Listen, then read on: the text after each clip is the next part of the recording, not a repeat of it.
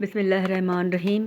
साग आहे जेको मूं 3-4 कलाक बॉइल करे पोइ गोल बाल ठाहे चङी तरह निपूड़े मां फ्रीज़ करे छॾियो। हाणे हिकिड़ो टुकड़ो कढी उनखे चङी तरह कुटींदासूं, उन सां गॾु ॿ टे सावा मिर्च बि कुटींदासूं। पोइ इहो कुटियल साग हिकु प्लेट में लाहे उन में शामिलु कंदासूं थोरो लूणु ऐं अधु चमिचो चांवरनि जे अटे जो। पोइ चङी तरह मिलाए असां हिन साग जा गोल बाल यानी कोफ्ता ठाहींदासूं। पोइ इन्हनि खे असां ख़ुश्क चांवरनि जे अटे मां वरी ॿोड़े तरींदा वेंदासूं फ्राई पैन में।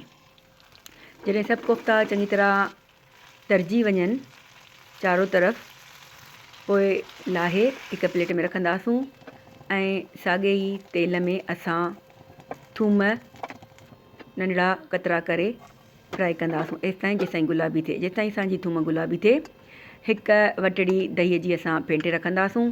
थूम हल्की गुलाबी थिए त उन में लूणु मिर्च ऐं हेड शामिलु कंदासूं।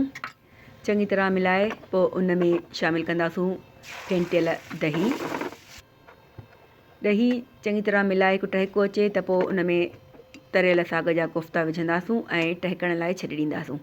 जॾहिं हिकु ॿ टहिको अचे त पोइ विच में हिकु नंढी वटड़ी रखे उन में असां टांडो या कोयलो ॿरियल विझी उनखे धूं लॻाईंदासूं मथां ढकु ॾेई त जीअं कोयले जी ख़ुशबू कोफ्तनि में थी वञे। पोइ लाहे प्लेट में रखंदासूं। तयारु आहिनि असांजा साग जा कोफ्ता।